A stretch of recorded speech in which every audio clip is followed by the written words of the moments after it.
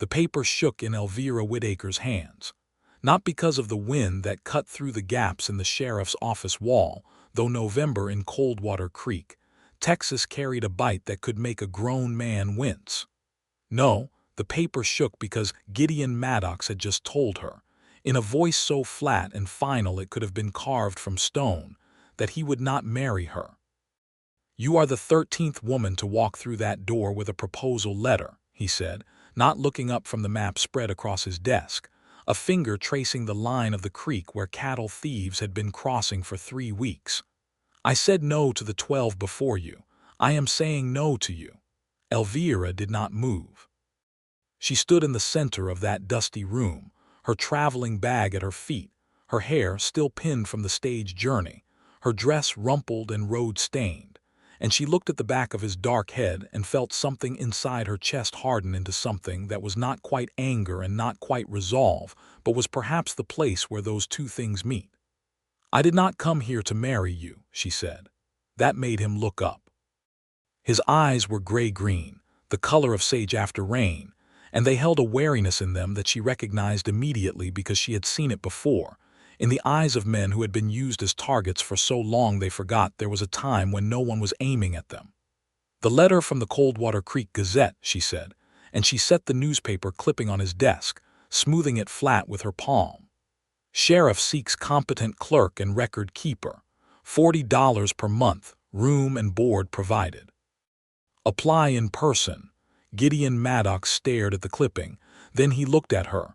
"That advertisement was printed 6 months ago," he said slowly. "I have been traveling for 6 months," Elvira said. The silence between them was the kind that contains multitudes, the kind where both people are recalculating everything they thought they knew about the next few minutes, and perhaps the next few years. Gideon leaned back in his chair.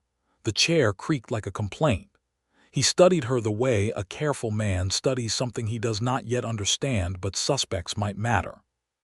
"The 12 women who came before you," he said at last, "all came with marriage proposals from my brother." "Your brother," Elvira said. "My brother Harlan. He is of the opinion that I need a wife.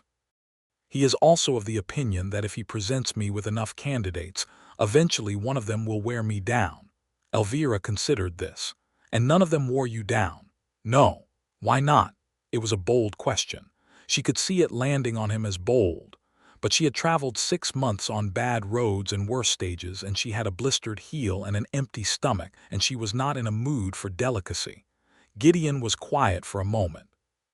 "Because none of them wanted to be in Coldwater Creek," he said. "They wanted to be somewhere safe and respectable. They saw a badge and a steady income, and they made a calculation. I am not interested in being someone else's calculation." Elvira Whitaker looked at that man, that careful, armored man behind his desk with his maps and his wariness, and his 12 rejections laid out behind him like a monument to self-protection, and she said, "Show me where I will be staying. I have work to do tomorrow morning." She would tell herself later, much later, lying in the dark of a different kind of night entirely, that this was the moment. Not some candle-lit declaration, not some dramatic kiss in the rain. Just a woman who wanted something real, putting her foot down on a dusty floor and refusing to be one more thing that a lonely man talked himself out of. But that is getting ahead of the story. And the story, like all good ones, requires going back to the beginning before it can move forward to the end. Elvira Grace Whitaker was born in 1858 in Savannah, Georgia, the second daughter of a cotton merchant who lost everything in the years after the war.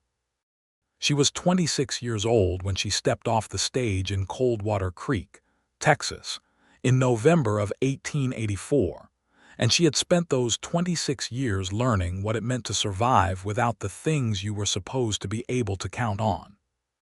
Her father had been a good man, which is to say he had been a gentle man and a kind one, and the world had not been particularly interested in rewarding those qualities in the years following the war. The merchant house collapsed when Elvira was 9. Her mother died of fever when she was 12. By 14, she was keeping the accounts for the boarding house where she and her father lived in exchange for reduced rent. Because the landlady, Mrs. Fontaine, had sharp eyes, and had noticed that the Whitaker girl had a mind like a steel trap when it came to numbers. By 19, she was managing the books for 3 businesses in Savannah, none of which knew she was also managing the books for their competitors, because she had learned early that information was the most valuable currency there was, and that the best way to earn a living was to be indispensable to people who had things to protect. Her father died in 1880, quietly in his sleep, which was a mercy, and left her with a small trunk of books, a set of accounting ledgers, and a letter he had written her on her 16th birthday that she had kept folded in the inside pocket of her traveling bag ever since. She had nearly married once, a man named Percival Crane, who was handsome and charming and completely incapable of telling the truth about anything for more than 48 consecutive hours. She had discovered his particular variety of deception when she found the second set of ledgers he kept, the ones that showed where the money for his prosperous import business was actually coming from and going to. And it was not, as he had told her, from tea and silk. She had broken off the engagement, packed her trunk, and never looked back.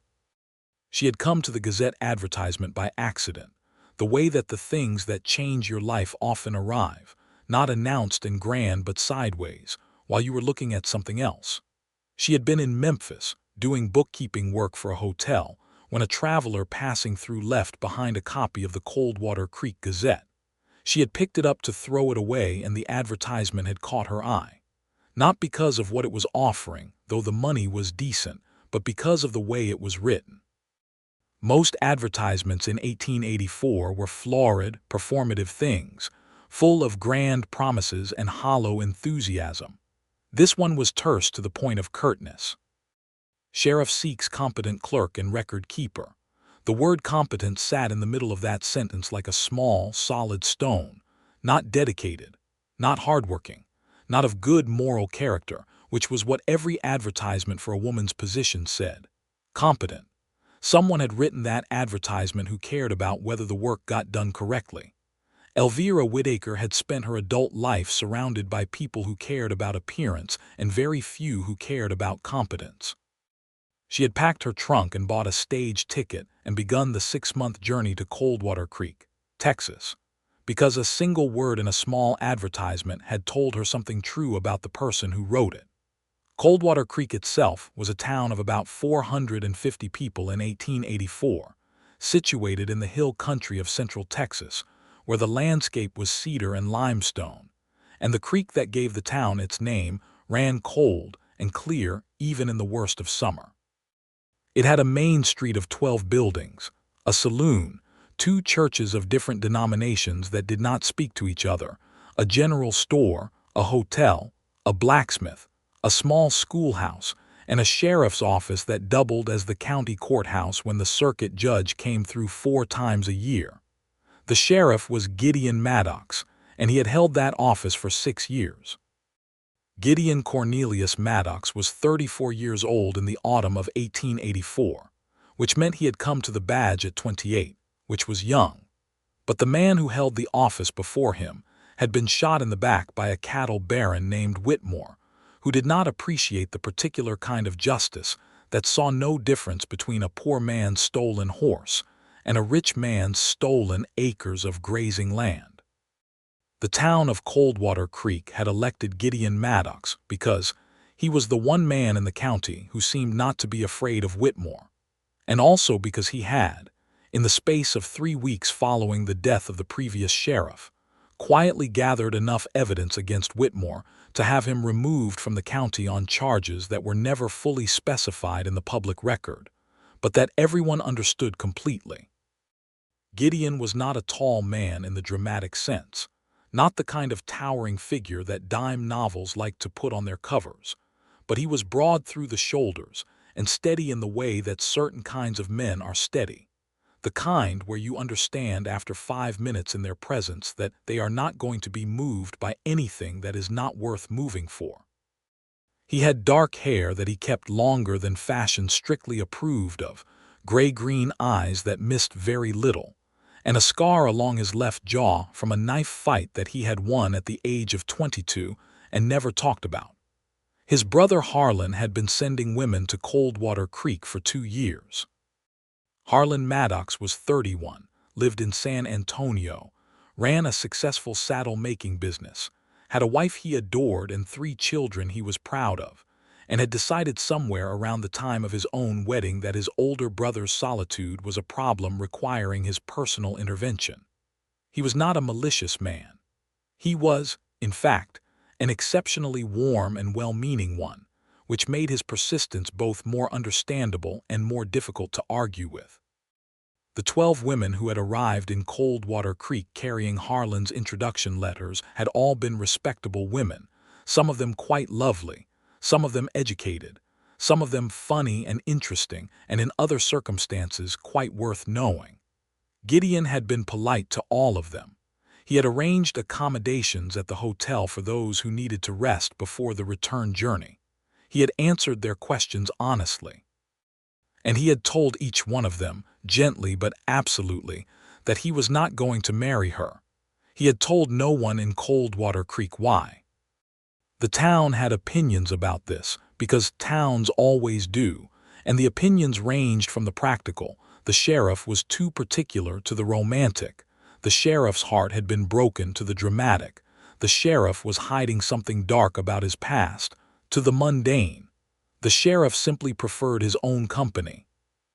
All of these opinions were circulated at the general store, at both churches, and at considerable length at the saloon, but none of them were brought directly to Gideon Maddox because Coldwater Creek was a town that, while it gossiped freely, had enough collective wisdom to understand that some silences were not invitations.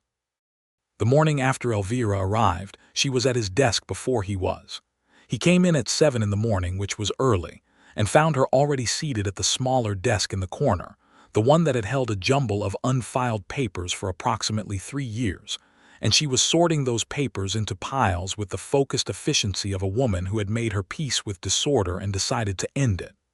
"Good morning," she said, without looking up. Gideon stood in the doorway for a moment. He had, he realized, not actually confirmed that she had the job. He had shown her to the small room above the general store that the previous occupant of the clerk position had used, mostly because it was getting dark and she looked tired in a way that was too dignified to admit, and he had said he would think about it, and then he had gone home and thought about it, and arrived at the conclusion that someone needed to sort those papers and he was never going to do it. "You are here early," he said. "There is a great deal to do," she said. "Also, whoever occupied this desk before you was filing cattle theft reports under C for cattle, land disputes under L for land, assault under A for assault, and murder under M for murder, which is an intuitive system but not an efficient one for cross-referencing. I would like your permission to reorganize by date and case number." Gideon sat down at his own desk. He looked at her for a long moment. She was wearing a dark blue dress today, still practical but less travel-worn than yesterday, and her hair was neatly pinned, and she was already holding a pen that she had apparently found somewhere in the disorder of his office.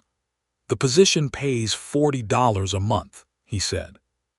"The room above the general store is included. Meals are not, but Mrs. Pettigrew at the hotel does a breakfast for 15 cents. Elvira looked up.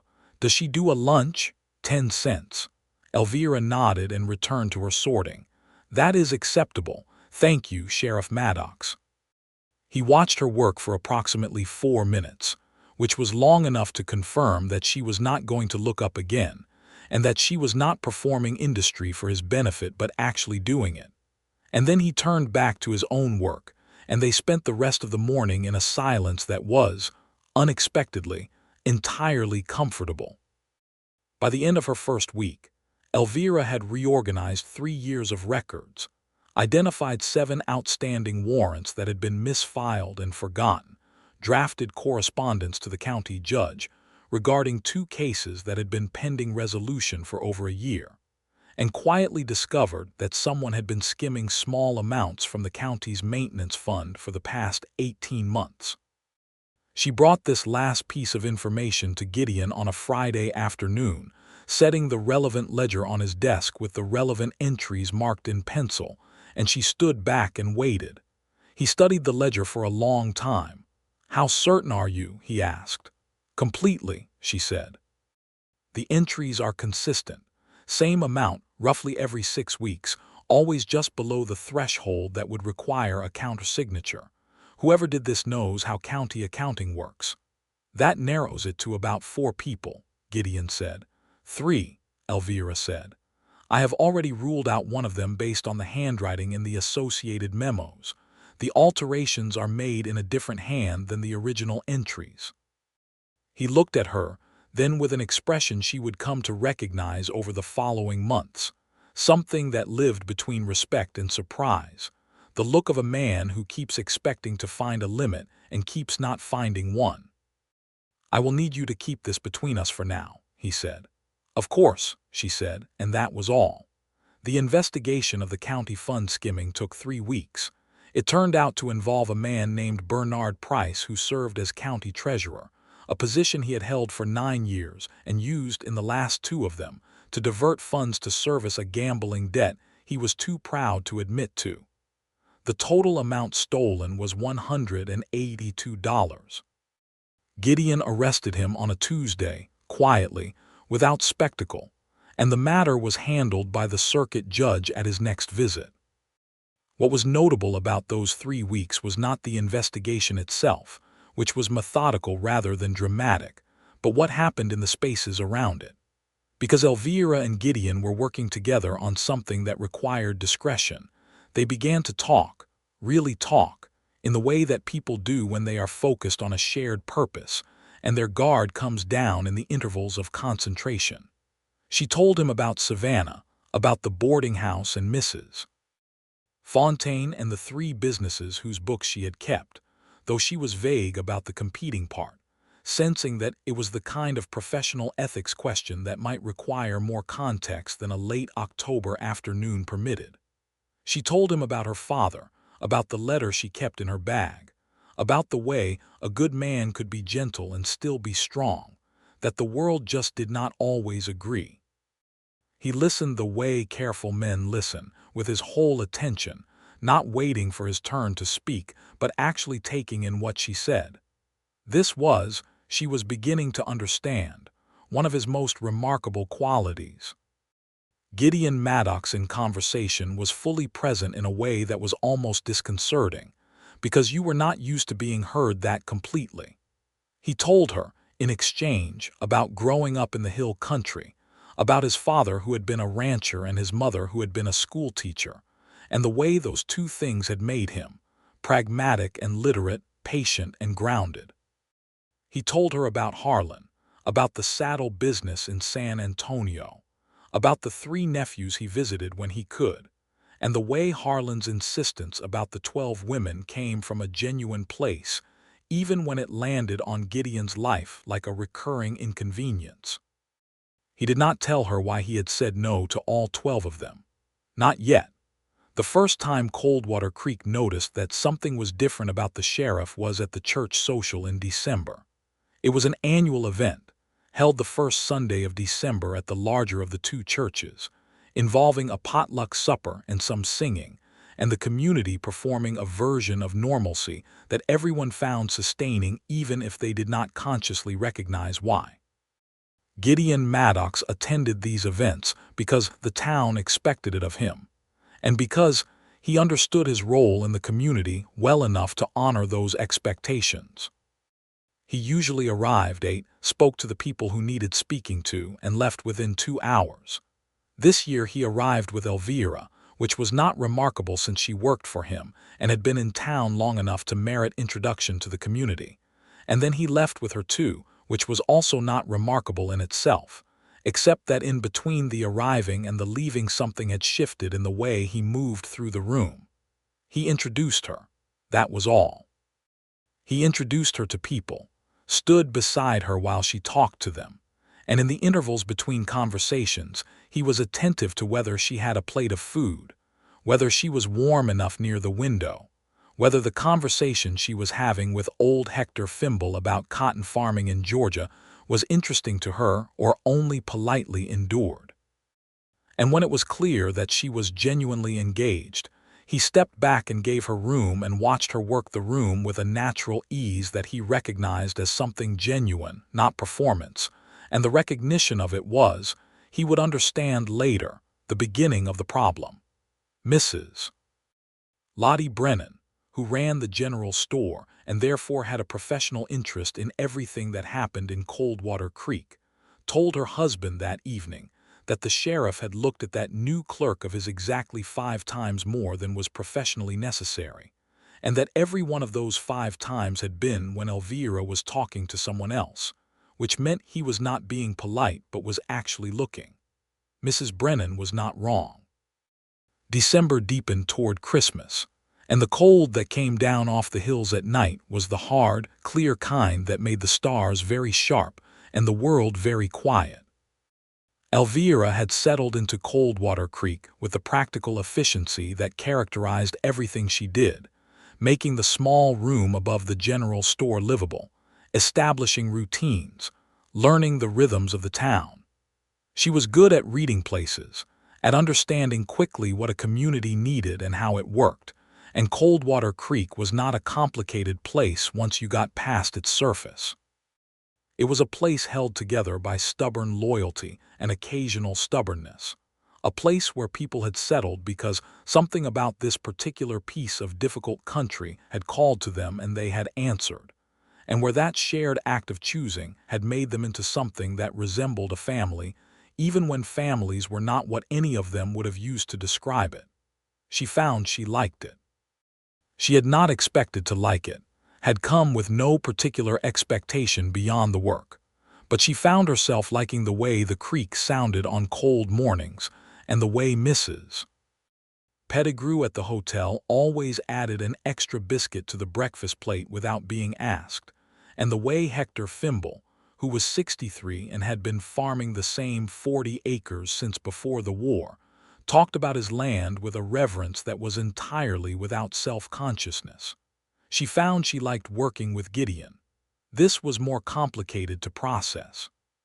She had worked with men before, many of them, and the working relationship had always required a certain amount of navigation, a certain amount of proving herself and establishing that her competence was real and not a novelty to be indulged, a certain amount of careful positioning. With Gideon, there was none of that. He had decided in the first week that she was good at her job, and having decided it, he simply proceeded to treat her accordingly, which meant he consulted her opinion and argued with her when he disagreed and thanked her when she solved something and complained when she reorganized something in a way he hadn't anticipated, which he did twice, and both times she explained her reasoning and he considered it and said, the second time, that actually makes more sense, and reorganized his own thinking to match it. This was, she was coming to understand, an unusual man. She had not come to Coldwater Creek looking for an unusual man. She had come looking for work that was real and a place that was real and a life that felt less like a long series of improvisations and more like something chosen. She had not come to feel the particular quiet pull of a person who was starting to matter. But the heart, as her father used to say in his gentle way, is not a well-trained horse. It goes where it goes. The crisis arrived on the 17th of December, which was a Monday, and it arrived in the form of Harlan Maddox himself. Elvira heard about this before she saw it, because she was at the hotel having breakfast when the stage arrived and Mrs. Pettigrew, who had an eye for everything, leaned over the counter and said, "That is the sheriff's brother," in the tone of someone announcing the arrival of a weather system. Elvira looked out the window at the man climbing down from the stage, who was shorter than Gideon and broader and had a face that was built around smiling, and she understood immediately why he was here. Not because of anything she knew about Harlan in particular, but because the timing was significant. It had been 6 weeks since she arrived. The town had noticed certain things about the sheriff, and the sheriff's brother, from what Gideon had told her, paid attention. She finished her breakfast and went to the office. Harlan was already there. He was seated across from Gideon's desk, leaning forward with the body language of a man making a case, and Gideon was behind the desk with the expression of a man who has heard this case many times and has not changed his mind and does not intend to. They both looked up when she came in. "Miss Whitaker," Gideon said, and there was something in the way he said her name that was different from how he usually said it, a slight quality of additional weight, as if the name mattered a little more with someone else in the room. "This is my brother Harlan. Harlan, this is Miss Elvira Whitaker, who is the county clerk." Harlan Maddox looked at Elvira Whitaker with the focused attention of a man doing rapid calculations and arriving at a number that surprised him. "Miss Whitaker," he said, standing and extending his hand, which she shook. "Harlan Maddox, a pleasure." "Mr. Maddox," she said pleasantly, "I have some correspondence to catch up on, so I will leave you two to your conversation." She sat at her desk, took out the correspondence she had actually been planning to work on that morning, and began. There was a silence in which she was fairly certain both Maddox brothers were looking at each other and communicating something without words. "I can come back," Harlan said carefully. "There is nothing to come back, for that is different from what I have already told you," Gideon said, in a voice that was entirely patient and entirely final. "I'm not here about that," Harlan said, and he sounded genuine, which made Elvira's pen slow slightly without stopping. "I am here because we had a letter from old Judge Harrington. He says Whitmore's son is back in the county." The quality of silence in the room changed completely. Elvira did not look up. But she was listening now with a different kind of attention. "Cole Whitmore," Gideon said. "He is 23 now, and there is talk." "What kind of talk?" Harlan looked briefly at Elvira. Gideon said, "She has clearance," and something about the matter-of-factness of it settled around her like a cloak. "Talk that he wants what his father built back," Harlan said. "That he has been in San Antonio talking to men who have money and ambition, and the particular kind of both that does not mind how things are acquired. I know 3 ranchers in this county who have already had visits from men they did not recognize asking questions about land values and water rights." Gideon was quiet for a long moment. Elvira, still writing, heard his chair shift. "How long ago was the father removed?" she asked. Both men looked at her. 6 years, Gideon said. "Cole would have been 17, she said. "Old enough to remember everything, but young enough to have spent 6 years building his understanding of what happened into something personal. What was the original charge against the father?" Gideon looked at her steadily. "Fraud, illegal seizure of grazing land, coercion of neighboring ranchers. The evidence was presented to the circuit court, and Whitmore Sr. was removed from the county and barred from holding land or business interests here." "But not imprisoned." "The circuit court in 1878 was not interested in imprisoning a wealthy man," Gideon said, and there was something flat in his voice that told her everything about what he thought of that. "So Cole Whitmore grew up with a father who told him he was wronged," Elvira said, "and he has had 6 years to decide to do something about it. The men he has been talking to in San Antonio, are any of them lawyers?" Harlan blinked. "I do not know." "Find out," Elvira said. "Because if this is a legal approach, the threat is to the legitimacy of the original proceedings. He will be looking for procedural errors, improperly admitted evidence, witnesses who can be discredited. The records from that original case will be the target." She looked at Gideon. He was looking at her with that expression again, the one between respect and surprise, but there was something else in it now, something more. "Where are the records from the original case?" she asked. "In this office," he said. "They have been in this office for 6 years. "Then I need to see them," she said, "and I need to make copies, because original documents can be stolen, lost, or altered. Copies filed in different locations are considerably more difficult to make disappear." Harlan Maddox looked at his brother. He looked at Elvira. He looked at his brother again. "Where did you find her?" he asked, with the tone of a man who has spent 2 years sending women to his brother and is only now understanding that he was looking in entirely the wrong direction. "She found me," Gideon said. "That was December 17th. The weeks that followed were the busiest and most focused of Elvira's professional life, and they were also, quietly and almost without her noticing, until it was already true, the weeks in which the careful architecture of her self-containment began to develop certain structural weaknesses. She and Gideon spent the days before Christmas going through the Whitmore case records, all of them, every affidavit and land survey and witness statement and financial record.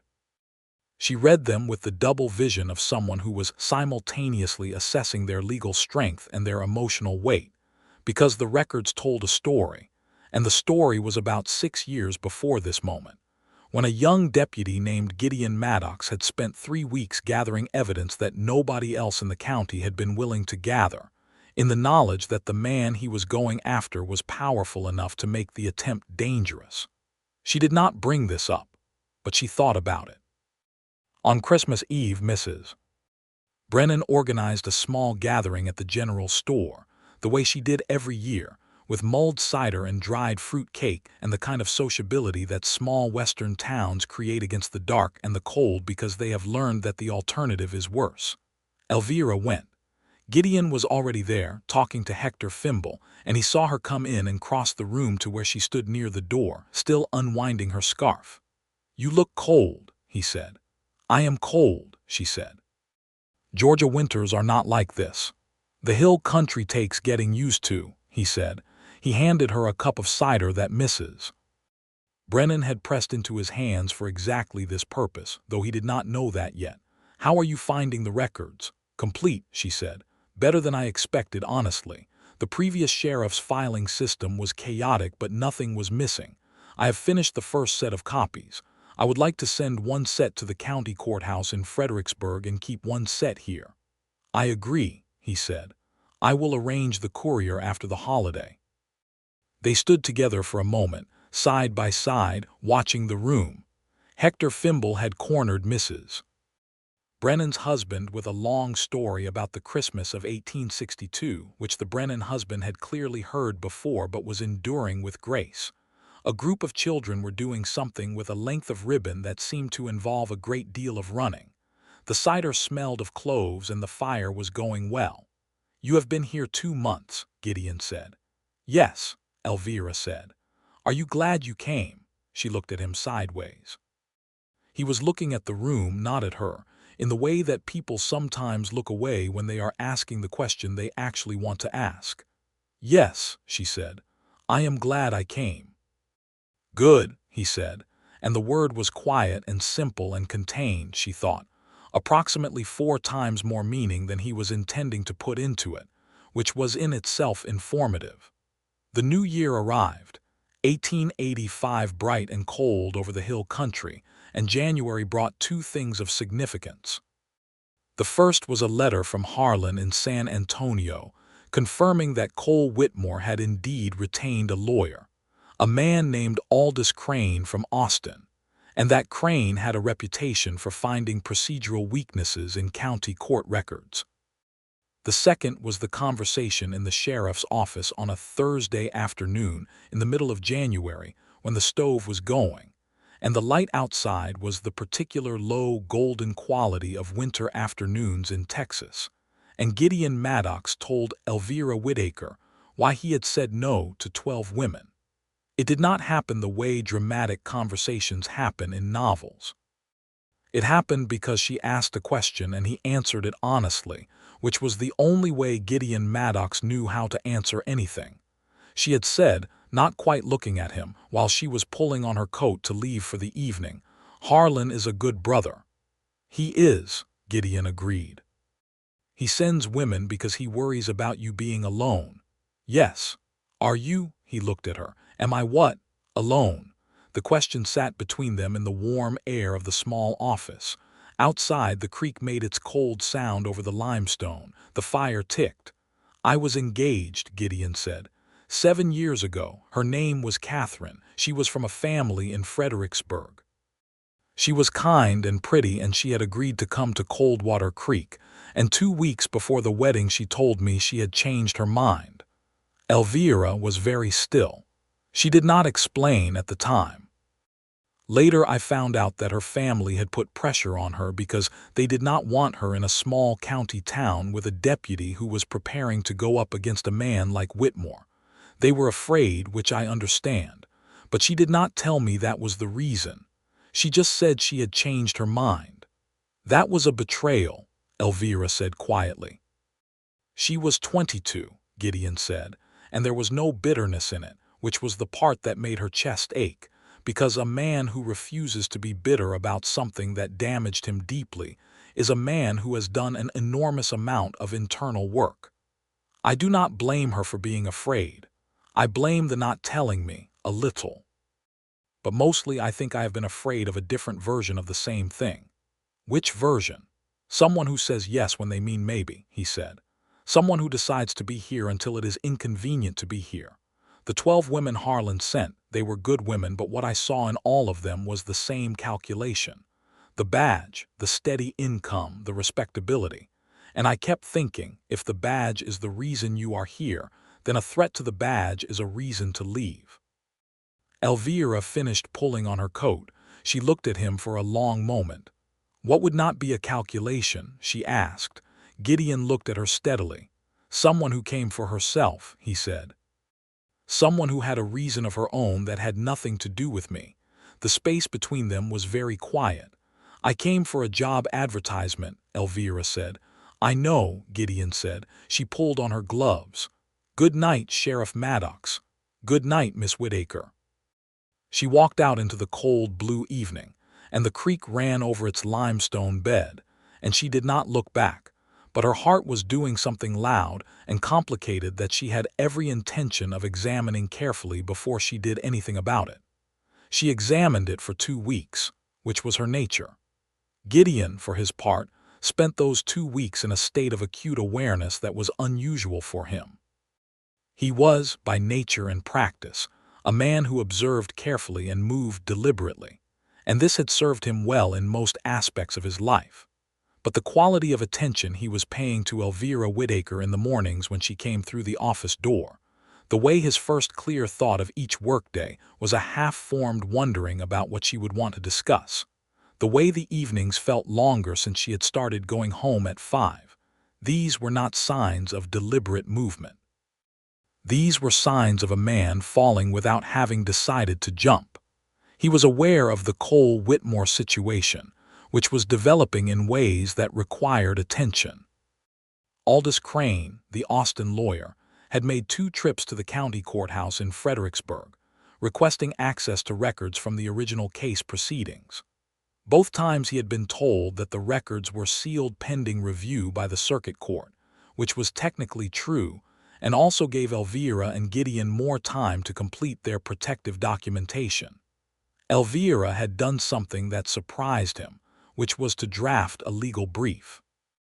Not a formal one, she was not a lawyer, but a document that laid out the evidentiary foundation of the original Whitmore case in such clear and organized language that, when he read it, he understood immediately that any challenge to the proceedings would have to contend with this account, which left no procedural ambiguities unexplained and no evidentiary chain broken. "Where did you learn to do this?" he asked. "Books," she said simply, "and 3 years of reading court records from various counties."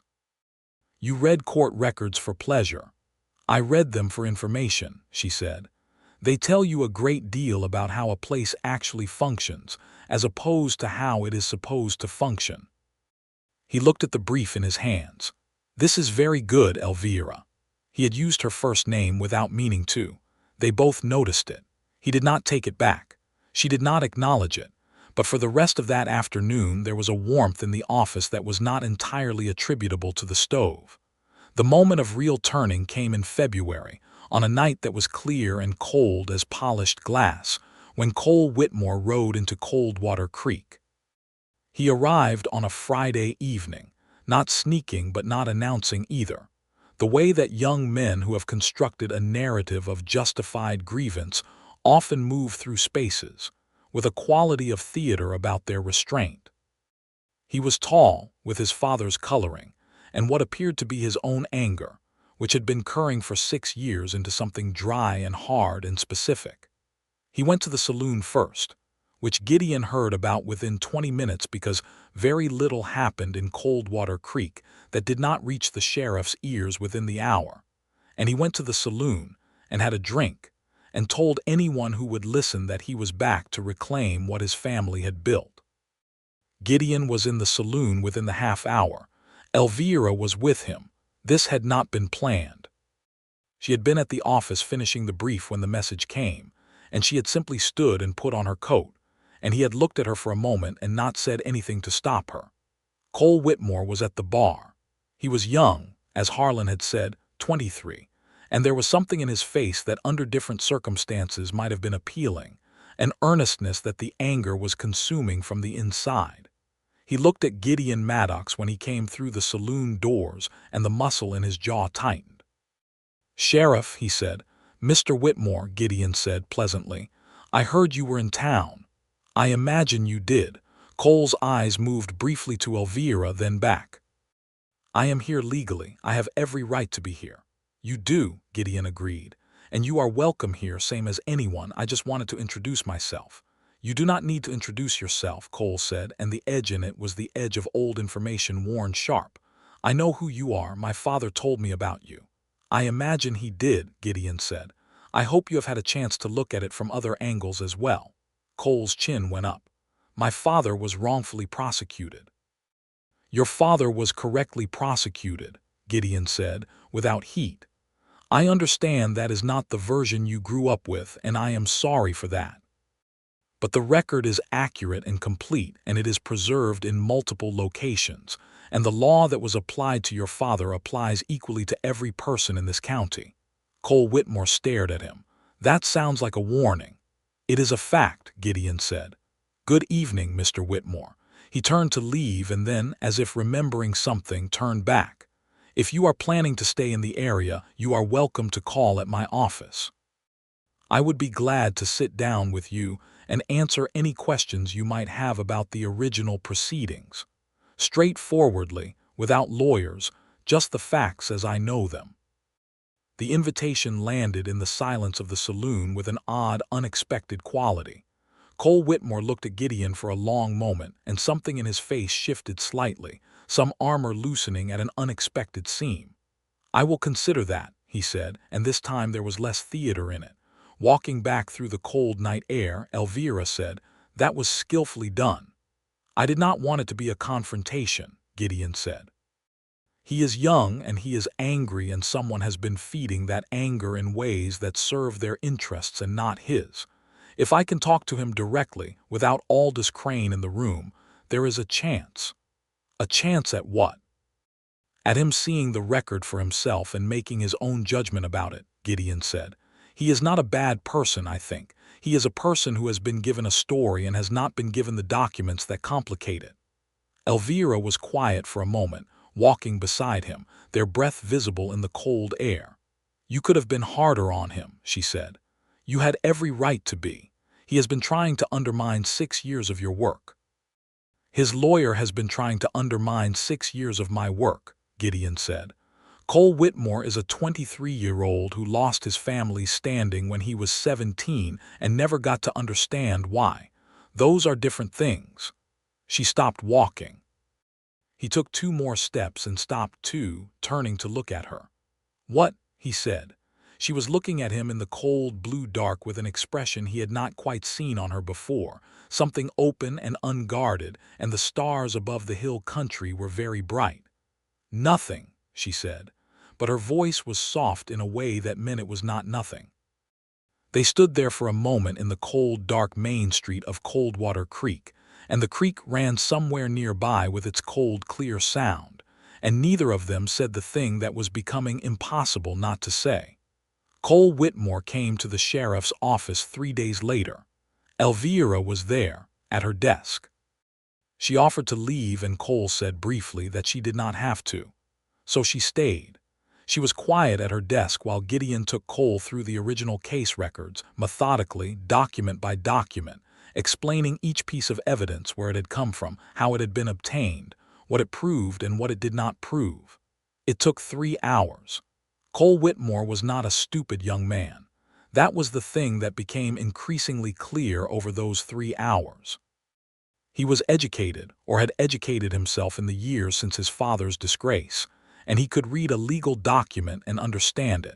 And what he understood, working through those records with Gideon and occasionally, when the accounting became complex, with Elvira who walked him through the financial evidence clearly and without condescension, was that his father had not been wronged.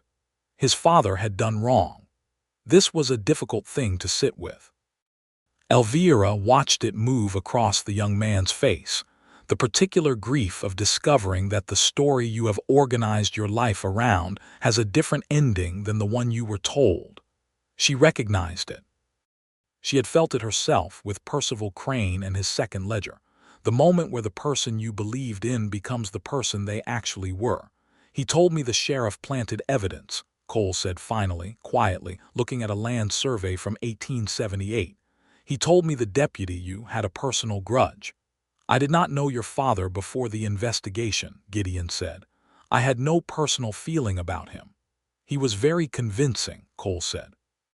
He was quiet for a moment. He is still very convincing. He has had 6 years of practice, Elvira said gently. Cole looked at her. You are blunt. I am clear, she said. There is a difference. I am sorry about this.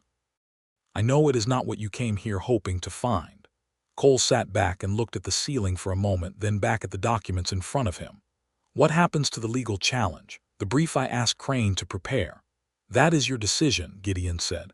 I cannot make that choice for you, but I can tell you that the documents have been copied and are now held in multiple locations, and that the circuit court judge is already aware of the legal activity.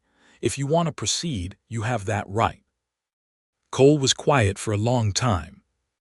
Crane is going to want his retainer paid, he said eventually, with a dark humor that was entirely genuine and made Elvira like him somewhat in spite of herself. That is a problem that exists regardless of what you decide, she said. Cole almost laughed. He stood and extended his hand to Gideon, who shook it. I am going to think about this, Cole said. Take the time you need, Gideon said. My door is open. Cole Whitmore sent a letter 2 weeks later informing Aldous Crane that his services were no longer required. He left the county for a time, heading north to find work, and the legal threat dissipated as quietly as it had arrived. The Whitmore case was closed, finally and completely, in February of 1885. The week after Cole Whitmore left, Gideon Maddox made a decision. He did not make it the way decisions get made in stories, in a single dramatic moment of clarity. He made it the way he made most decisions, by sitting quietly with himself for several evenings and being honest about what he was feeling, and then deciding what he was going to do about it. What he was feeling was that Elvira Whitaker had become, in 3 months, the most significant person in his daily life. What he was feeling was that the office was better with her in it, and the days were better with her in them, and the evenings since she had become his neighbor as well as his colleague, since she spent occasional evenings on the small porch above the general store reading, were better when he could see the lamp in her window from the street. What he was feeling was that he was in love with her, which he had suspected for some time, and was now prepared to admit. What he decided was to tell her. He did not plan an elaborate gesture. He was not an elaborate gesture kind of man, and he suspected that elaborate gestures were not particularly in keeping with what Elvira Whitaker was like, either. What he planned was a direct conversation, honestly conducted, because that was the only way he knew how to do important things. He asked her if she would take a walk with him on a Saturday afternoon in late February, when the weather had turned briefly warm in the capricious way of Texas winters, the kind of afternoon that feels like a promise even when you know it is not reliable. She said yes. They walked along the creek, upstream from town, where the limestone made shelves above the water and the cedar grew thick on the banks, and the light came through it in the particular way of winter light through cedar, broken and warm and impermanent. He stopped at a place where a large flat rock sat above the water, and he turned to face her, and she looked at him with those eyes that saw too much, that had always seen too much, and waited. I told you why I said no to 12 women, he said. Yes, she said.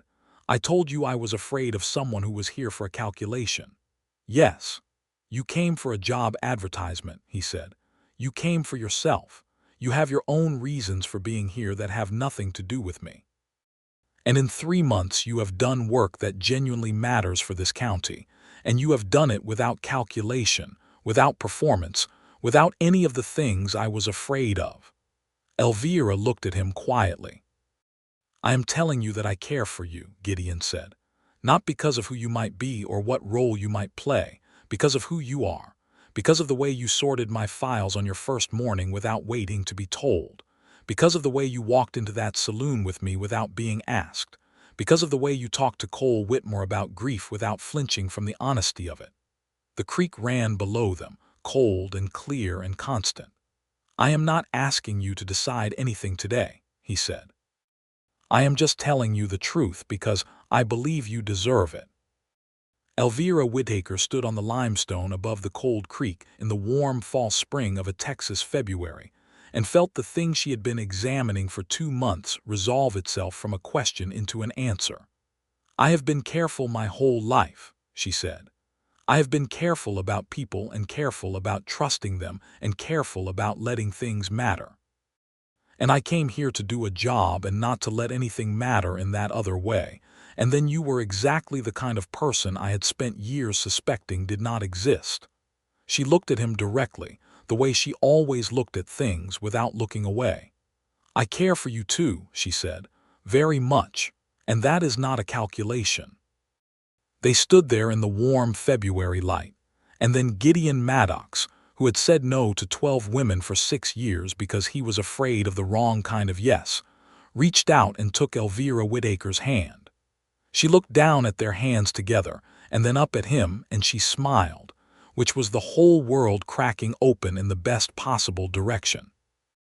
He kissed her there above the cold creek, which was not planned and was therefore perfect, and the cedar trees held them in their broken winter light, and the water ran on below, and Coldwater Creek continued to be exactly the kind of place that makes people feel they chose correctly when they chose to stay. They were not, after that, people who moved quickly toward anything without thinking. That was the nature of both of them. But what emerged in the weeks following that afternoon was something neither of them had had before, a partnership that was both professional and personal, and so thoroughly integrated that the line between those things became meaningless. She continued to do the county's books. He continued to keep the county's peace. But the doing of those things now occurred in the context of two people who talked about everything, not just work, who disagreed occasionally with the comfort of people who trust each other enough to push back, who ate dinner together 3 evenings a week at Mrs. Pettigrew's, and then stayed at the table talking long after the other diners left. Harlan Maddox came back in April, with his wife Clara and all 3 of his sons, who were 7 and 5 and 3, and treated the entire town of Coldwater Creek as a personal adventure. Clara Maddox was a small, sharp-eyed woman who had been married to Harlan for 8 years and had, in Elvira's estimation from the first 5 minutes, the kind of intelligence that wears patience as an excellent disguise. Clara took one look at Elvira, and then at Gideon, and then very deliberately looked at Harlan in a way that contained an entire conversation. Harlan, to his credit, contained himself until after dinner, when the boys were in bed at the hotel and the 4 of them were sitting on the porch of the sheriff's office with coffee, and then he looked at his brother and said, "Well, Gideon agreed. I sent you 12 women, Harlan said. You did. And you said no to all 12 of them. I did, and then Miss Whitaker came for a job advertisement, Gideon said, and there was a note of great satisfaction in the repetition of it. Harlan looked at Elvira. Did you know about the 12? Not until I arrived, Elvira said. He told me when he said no to me, which was not what I was there for. Harlan absorbed this. He said no to you. He said no to my hypothetical marriage proposal that I had not made, Elvira said, and I informed him that I had come about the clerk position, and he gave me the job. Harlan Maddox looked at his brother with an expression of profound helplessness. "I spent 2 years," he said. "You did," Gideon said, and now he was openly smiling, which was not something Coldwater Creek saw very often and which was, Elvira thought, the most beautiful thing about his face when it happened. "You are impossible," Harlan said. "I found what I was looking for," Gideon said simply. Clara Maddox, who had been quiet through this exchange with the patience she wore as a disguise, looked at Elvira and said, "I like her." "She is extraordinary," Gideon said, and said it so directly and simply, looking at Elvira, that it was not a compliment but a statement of fact, and it landed on her like warmth.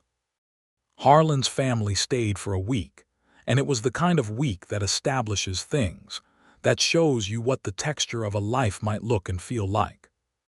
The three boys adopted Elvira as a figure of endless fascination, because she could do mental arithmetic faster than anyone they had ever met, and because she played the card games they knew without condescension, and because she told them, at their request, stories about the cities she had lived in that were calibrated to exactly the right level of adventure for each age. Gideon watched this with the expression he wore now when he watched Elvira doing something that reminded him of why she was the particular person she was, that open, unguarded look that he was beginning to stop being embarrassed by. Clara caught him doing it on the third day and said, quietly beside him on the porch, "She came for herself." "She did," he said. "That is what you always needed," Clara said. "Not someone who needed you, someone who chose you." "Yes," he said. Clara patted his arm with the brisk affection of a sister-in-law who had been right about something for a long time, and was gracious enough not to say so. "I am glad," she said, and went in to referee a disagreement between the 7-year-old and the 5-year-old about the correct rules for a game they had both just invented. Spring came fully to Coldwater Creek in May, and with it the kind of daily texture that is the actual substance of a life. The work continued, as work does, the small, steady business of maintaining order and record in a community that was growing, that had added a new family to the west end of town and a new business to the main street, a doctor who had come down from Fredericksburg and set up a practice in the building next to the general store. The doctor's name was Franklin Aldridge, and he was in his early 40s, and had the distracted, benign quality of a man so absorbed in his work that the surrounding world registered only when it required his direct professional attention.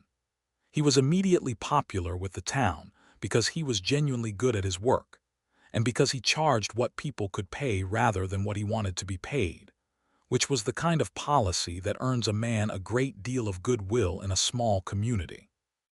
On an evening in late May, Gideon came to find Elvira where she was sitting on the porch above the general store with a book. She looked up. He was not wearing his badge, which was unusual for evenings. He had left it on his desk, she found out later intentionally, because this was a thing he wanted to do as himself and not as the sheriff. He sat down on the step beside her. "I have been thinking," he said. "You think a great deal," she said pleasantly. "I do," he agreed. "And I have thought about this specifically for 3 months, which I believe constitutes sufficient deliberation even by my standards." She closed her book. "I want to marry you," he said, "not because you need to be here. You have shown very clearly that you are here on your own terms and that you can take care of yourself, and that you do not need me to provide you with a life. I want to marry you because I want to share mine with you. Because every good thing that happens in a day, you are the person I want to tell it to. Because I trust you more completely than I have trusted another person in 20 years. Because you came for yourself and I want you to stay for us." Elvira looked at him in the late May light, which was gold and warm and doing its best work on the limestone and the cedar. "That," she said, "is the most carefully constructed marriage proposal I have ever heard." "I thought about it for 3 months," he said. "You mentioned that." She looked at him for a moment longer, taking in the certainty in his face, the way he was looking at her without qualification or reservation, the way Gideon Maddox doing something deliberate looked like Gideon Maddox doing something exactly right. "Yes," she said. He exhaled, which she loved, that single quiet breath of genuine relief that told her this certainty of his had a nerve running through it, and that she was the one who could reach it. "Yes," she said again, for the pleasure of watching him not quite smile but almost. Then he did smile, the whole-face version, and she laughed, and he leaned over and kissed her there on the porch above the general store in the warm May evening, and Mrs. Brennan, who was looking out the general store window below with the professional interest of a woman who considers herself the keeper of the town's significant moments, smiled to herself and said nothing to her husband for a full 6 minutes before she told him. They were married in June of 1885, at the larger of the two churches, in a ceremony that was simple and direct because those were the only kinds of ceremonies that either of them found tolerable. Harlan and Clara came down from San Antonio with all 3 boys, who were extremely well-behaved for approximately 40 minutes and then moderately well-behaved after that. Old Hector Fimble cried openly and without embarrassment, which endeared him to Elvira completely.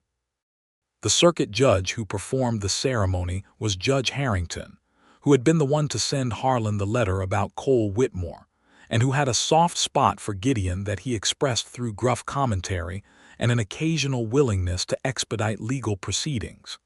He told Elvira at the reception, which was held at Mrs. Pettigrew's hotel because it was the largest indoor space available, that she had done better work on the Whitmore documentation than most trained lawyers he knew. Elvira thanked him and meant it, and filed the information about his regard for her work in the part of her mind where useful things were kept. After the ceremony and the reception and the general outpouring of community goodwill that Coldwater Creek performed with the specific warmth of a town that had been watching its sheriff be lonely for 6 years, and was enormously relieved to see him stop, Gideon and Elvira walked home through the summer night. Their home. He had owned a house on the edge of town, a decent house with a porch and a kitchen and a room that had been used as a study, and she had been gradually inserting herself into it over the past month in the way that people do when they are moving towards something. A book here, a jar of dried herbs there, the particular way she had of arranging things that made spaces feel organized without feeling rigid. They walked home in the dark through the cedar and limestone smell of a Texas summer night, and the creek ran its constant sound somewhere in the dark below the main street, and Gideon said, "You are Mrs. Maddox." "I am," she said. "That is strange. Good strange or bad strange?" She considered this with her usual thoroughness. "Good strange," she said, "the kind where something new fits." He took her hand. She looked at their joined hands the way she had looked at them the first time he took her hand, but this time she did not just smile. She laced her fingers through his and held on. The life that followed was the kind that is its own best argument for itself. Elvira continued the county clerk work, which expanded as the county expanded, and she formalized her role over the following year, working with Judge Harrington to establish proper county record-keeping standards that became, in 1887, the model for 3 neighboring counties. Gideon continued as sheriff, re-elected in the fall of 1886 with no opposition, and the distinct impression that any opposition would have been considered impolite by the majority of Coldwater Creek. They argued because they were both strong-minded people, but they argued well, which is to say they argued honestly and without cruelty, and with the underlying understanding that the argument was about the thing and not about each other. He was too slow sometimes. She knew it and told him. She could be too certain in her assessments before she had all the information. He knew it and told her. Both of them listened. They built something between them that was not the romantic myth of 2 people completing each other, but was the quieter, more durable truth of 2 people who were complete already and chose, every day, to make room for another complete person in their life. In the summer of 1886, Elvira became pregnant.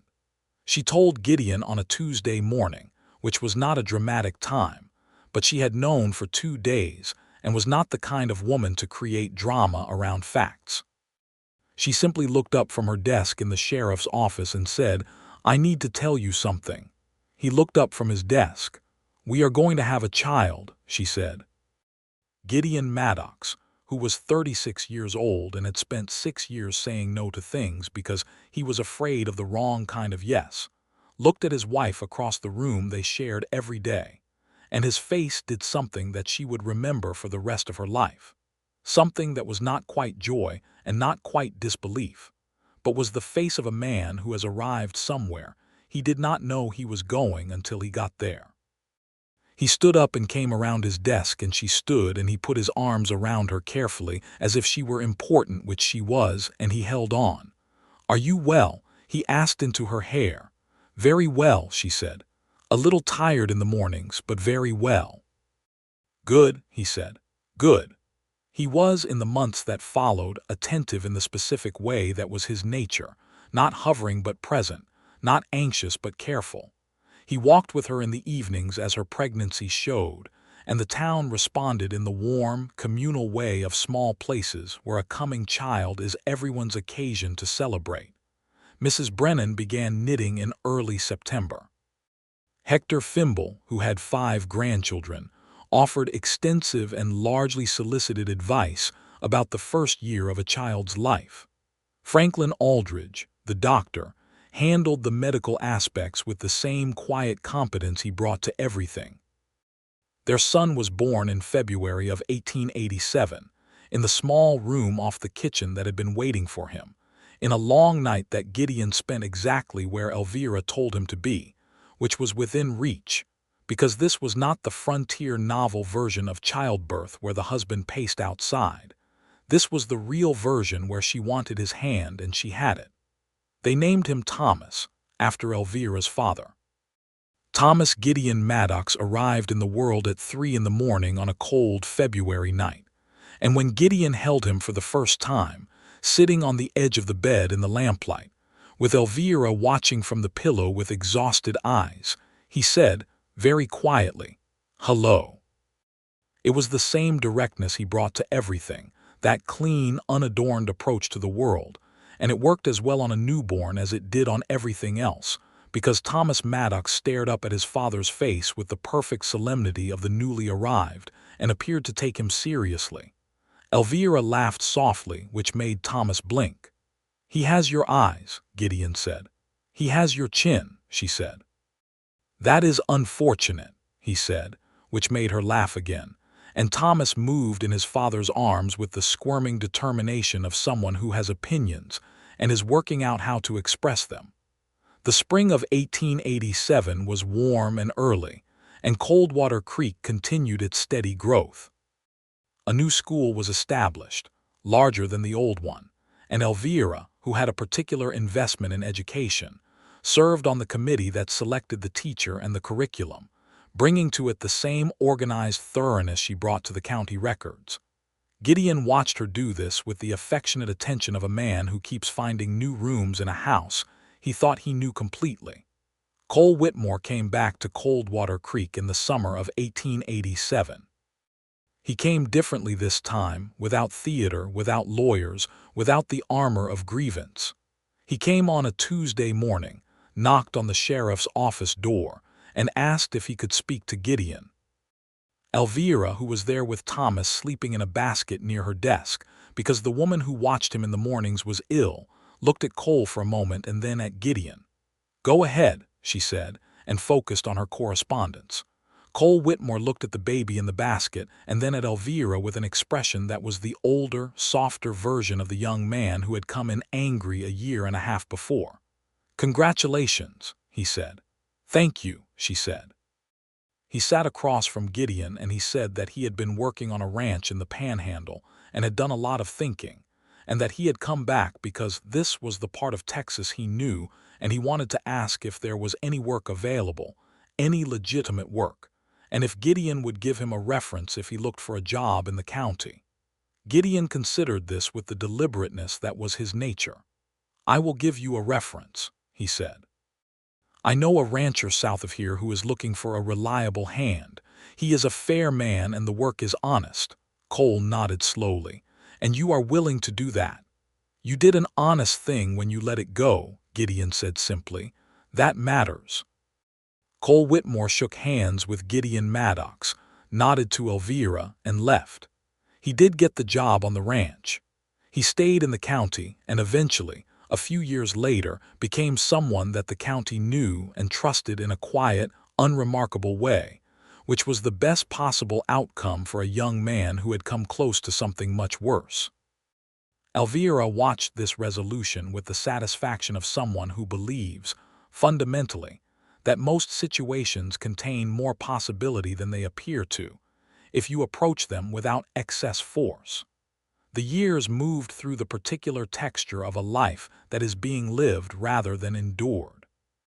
Thomas learned to walk on the porch of the house on the edge of town, and fell down exactly as many times as he needed to before he stopped falling down. And by the time he was 2, he was following his father around with the focused attention of a small person who has decided that a particular adult is the most interesting object in his immediate world. Gideon was patient with this in the way he was patient with everything, which is to say completely, and he talked to Thomas the same way he talked to everyone else, directly, as if what the child said mattered, which meant that Thomas grew up assuming he had a right to be taken seriously, which would make him either an excellent person or an exhausting one, and showed early signs of being both. Elvira continued her work through and around the early years of Thomas's life, with the practical competence of a woman who has never had the luxury of treating her professional and personal lives as separate things. She was very good at it. She made mistakes. Mostly she was too certain about things, and Gideon told her so, and she received this honestly and adjusted, which was what she always did. He made mistakes. Mostly he was too slow when speed was needed, and she told him so, and he received this honestly and adjusted. This was the actual texture of their marriage, beneath the warmth and the love and the evenings on the porch, this mutual practice of seeing each other clearly and remaining. In 1889, Elvira became pregnant again. Thomas was 2.5, walking steadily and talking with the energy of a child who has discovered that language is a tool and intends to use it as much as possible. Gideon received the news of a second child with the same quiet, whole-faced response he had had the first time, that expression that was not quite joy and not quite disbelief, but was the face of a man who is still, after all this time, finding himself somewhere he had not planned to go and finding that he is glad to be there. Their second child, born in January of 1890, was a girl. They named her Clara Grace, which was for Harlan's wife, who had said, on a porch in April of 1885, exactly the right thing at the right time, and for the middle name that Elvira had been given by her own mother in a different, harder life that had made all of this possible by teaching its daughter to be someone who could find her way to it. Clara Grace Maddox arrived in the world noisier than her brother had, and remained so, and this was a quality that the family treated as a feature rather than a problem. Harlan and his own, Clara came for the christening, and held their namesake with the particular satisfaction of people who have been honored in a way that matters. Clara Maddox held baby Clara Grace and looked at Elvira and said, "She has your determination in her face already." "Then, heaven help all of us," Gideon said, from where he was trying to keep Thomas from attempting to climb the pew.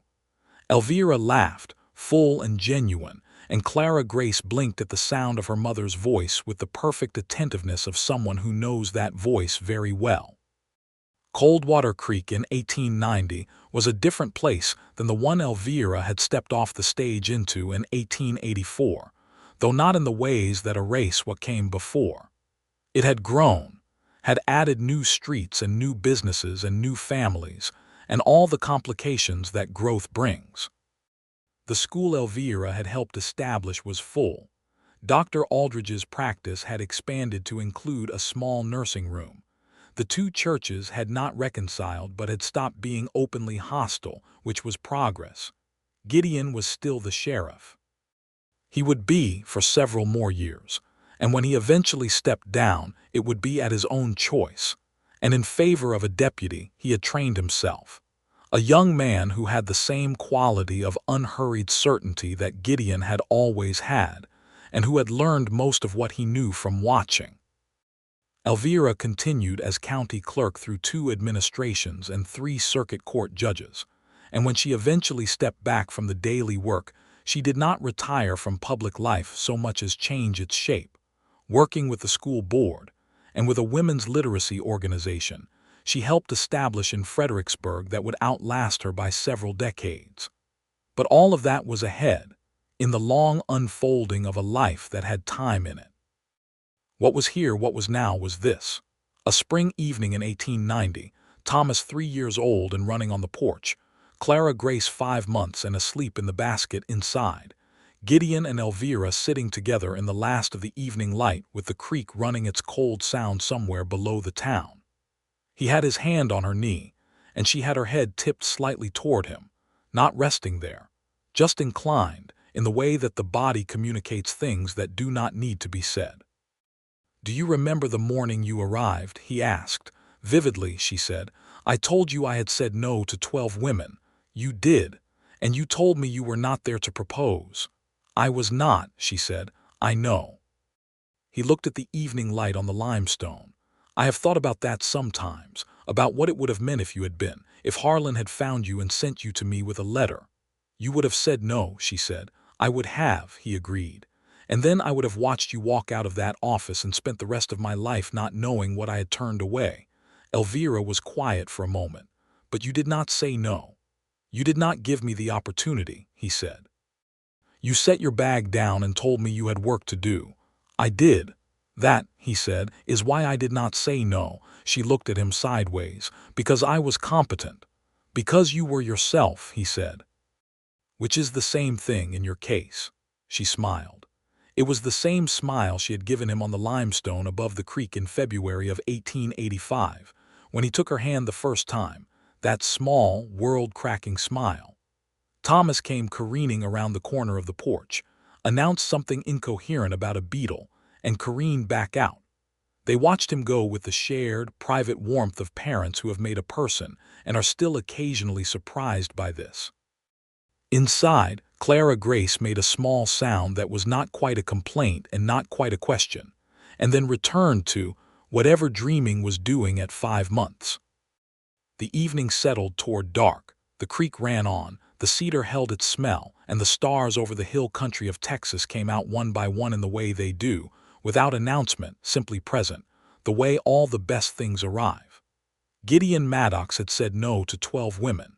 He had done it carefully and honestly and for reasons that were true, and then the 13th one had come through his door for a completely different reason, and that had been the beginning of everything. He had never regretted it. Not the 12's no's, which had been necessary, and not the yes that had followed them, which had been inevitable from the moment a woman with a blistered heel and an empty stomach had set her traveling bag on his dusty floor, and refused to be anything other than exactly what she was. He reached out and tucked a strand of Elvira's hair back from her face, a gesture so practiced and so present that she turned toward it the way a plant turns toward light, without thinking, because it was that natural. "Good evening, Mrs. Maddox," he said. "Good evening, Sheriff," she said, and the night came on over the hill country, soft and deep and starlit, and held them. Thomas eventually wore himself out and came inside and was put to bed with the brief, fierce resistance of a 3-year-old who does not believe in sleep, and the swift, absolute capitulation of one who has just run around a porch for 2 hours. Clara Grace slept through the night, which she did perhaps half the time, and this was one of those times, and so the house was quiet. They sat together in the kitchen in the lamplight, and she had her accounts out, a habit that never quite left her, and he had the week's reports to review, and they worked in the comfortable parallel that was the texture of most of their evenings, and occasionally one of them said something and the other responded, and then silence settled back in, the good kind, the kind between people who have no need to fill it. Later, much later, when the lamp was out and the hill country dark was complete around the house, Elvira lay in the dark and thought, as she sometimes did, about the letter her father had written her on her 16th birthday. She had read it so many times she did not need to go to the traveling bag anymore. It lived in her memory the way important things do, available and entire.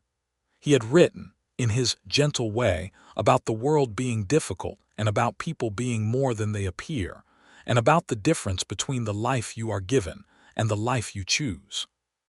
He had written in the last paragraph that the bravest thing a person can do is to want something real and to go after it, not the idea of it, not the safe version of it, but the actual thing, which is always harder to find and always worth the finding. She had come to Coldwater Creek for a job that was real. She had found something more, and she had gone after it with the same directness she brought to everything, the same willingness to say what was true and let it land and wait to see what happened. What had happened was the life around her. Her son asleep in his room, her daughter in the basket that would hold her for only a few more months before she outgrew it, her husband asleep beside her with his breathing steady and deep, the creek running somewhere in the dark outside, the cedar holding its smell, the stars keeping their old light over the limestone. This was the real thing. It had been worth every mile of bad road. It had been worth every blistered heel. Gideon moved slightly in his sleep, settling closer, and she let him and closed her eyes, and the hill country held its breath in its dark. And inside the house on the edge of Coldwater Creek everything was exactly as it should be. A year passed, as years do, and then another. Thomas Maddox at 5 was a serious, curious child who asked questions with the persistence of someone who finds the world genuinely interesting and is not satisfied with partial answers. His father answered him with characteristic directness, and his mother with characteristic precision. And between the two of them, Thomas was developing a view of the world that was both analytical and grounded, which was exactly what a boy growing up in the hill country of Texas in the 1890s was going to need. Clara Grace at 2 was, as Clara Maddox had predicted on the day of her christening, possessed of a determination that was entirely her mother's, and expressed with a volume that was entirely her own. She had discovered at 20 months that she could climb most things and had been climbing them ever since, to the specific consternation of everyone who loved her and the secret delight of her grandfather Harlan, who visited in the summer of 1892 and watched his namesake scale the general store steps with the focused ambition of someone who has identified a summit and intends to reach it. "She gets that from her mother," Gideon said. "I never climbed store steps," Elvira said. "You climbed everything else," he said, and she looked at him, and the look between them was the kind that contains a shared history and finds it satisfying. The summer of 1892 brought with it another piece of news, delivered one morning in the same plain way as the previous 2 times, across the desks of the sheriff's office. "We are going to have another child," Elvira said. Gideon looked up. She was looking at him with the expression that was by now entirely familiar, direct and certain and waiting, and he felt the same thing he had felt the first 2 times, that widening sense of arrival. "When?" he said. "January, I think," she said. "Dr. Aldridge concurs." He came around his desk. She stood to meet him. He put his hands on her face and looked at her the way he always looked at her, with full attention, missing nothing, and she looked back at him the same way. "3, he said. 3, she agreed. Their 3rd child, a boy, arrived in January of 1893 on a night that was cold in the way of deep winter in the hill country, and they named him James, which was for no one in particular and was simply a name they both thought suited. James Maddox was from the beginning a child of specific tranquility, which seemed in the first months to be a cosmic balancing of accounts between Thomas's seriousness and Clara Grace's volume, though Elvira, who did not put much stock in cosmic accounting, suspected it was simply the particular shape of this particular person, who would in his own time reveal himself to be someone with a gift for stillness that was entirely different from passivity, and would serve him very well. The year of James's birth was also the year that Gideon, after considerable deliberation, decided not to seek another term as sheriff. He was 43. He had held the office for 15 years. The county had changed in those 15 years, had grown and formalized and built the kind of institutional structures that meant the work of keeping order was distributed differently than it had been when a single man with a badge and a steady nerve was what stood between the community and the kind of chaos that powerful men with bad intentions could create. His deputy, a 28-year-old named Martin Chewell who had been with him for 4 years and who had the same quality of unhurried certainty, was ready. The transition happened in the fall of 1893, and Gideon Maddox set the badge on the desk that had been his for 15 years with a sense not of loss, but of completion. He had done what the work required. He had done it without compromise and with considerable consequence, and he had, along the way, acquired a life that was so thoroughly more than the badge that setting it down felt less like giving something up and more like being fully himself in a context that was no longer quite the right one.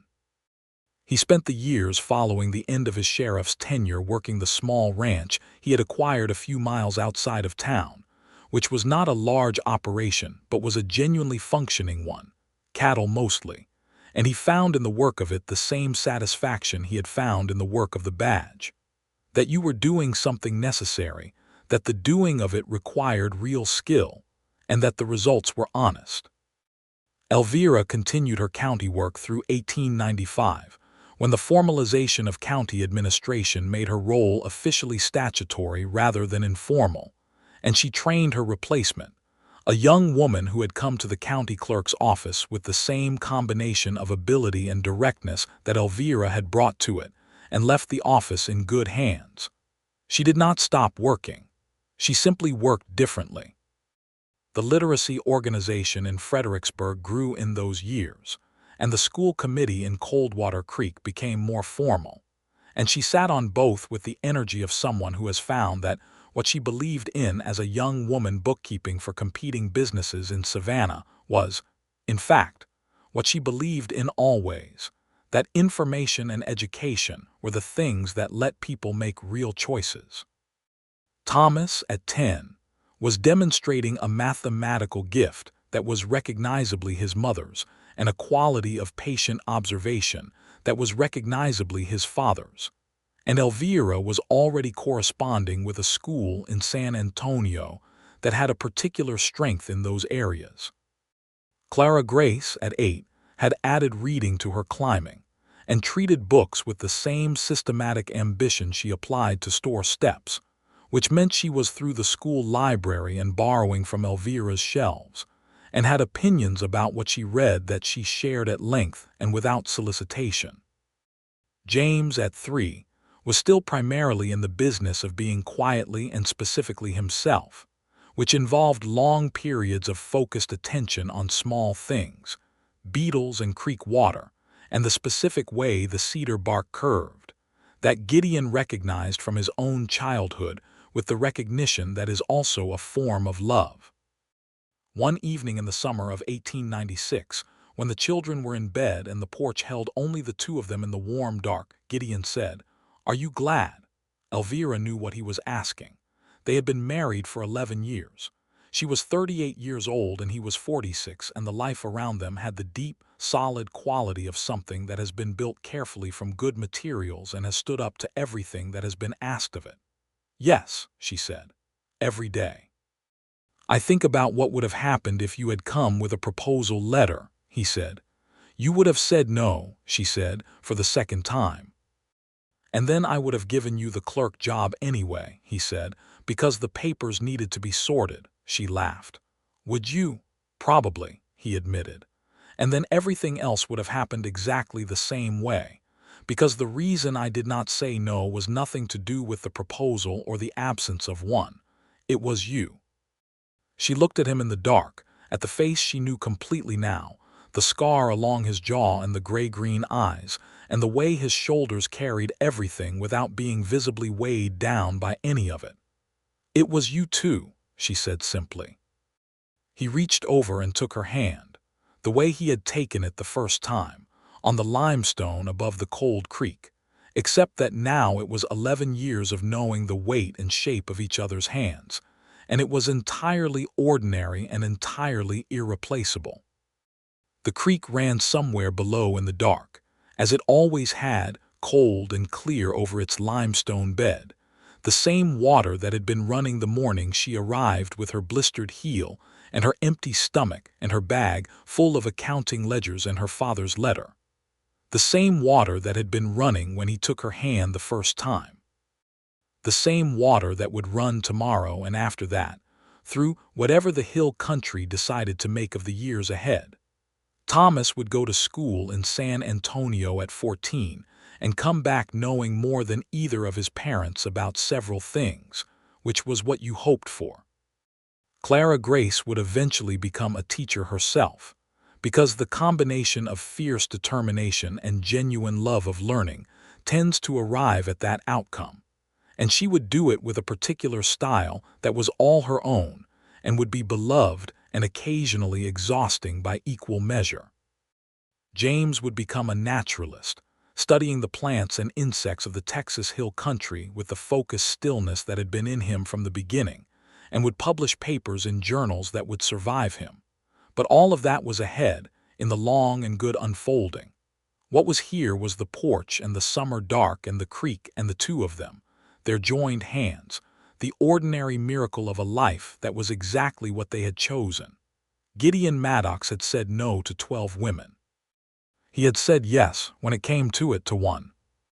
And the thing about that yes, the real thing, the thing that distinguished it from all the no's that came before, was that it had not been said in answer to a proposal or a plan or anyone's careful arrangement of circumstances. It had been said to a woman who came into his office in November of 1884 with a blistered heel and a traveling bag and a job advertisement, and who had looked at the mess of his professional life, and said, with perfect matter-of-factness, that she had work to do. He had never for a single day of the years that followed regretted it, not the no's which had been honest, not the yes which had been true, not the life that had grown from it, steady and deep and full, the way the best things grow when they are built from something real. Elvira leaned slightly against his shoulder in the warm dark, and he pressed his cheek briefly to her hair, and the stars kept their old light over the limestone, and Coldwater Creek ran on.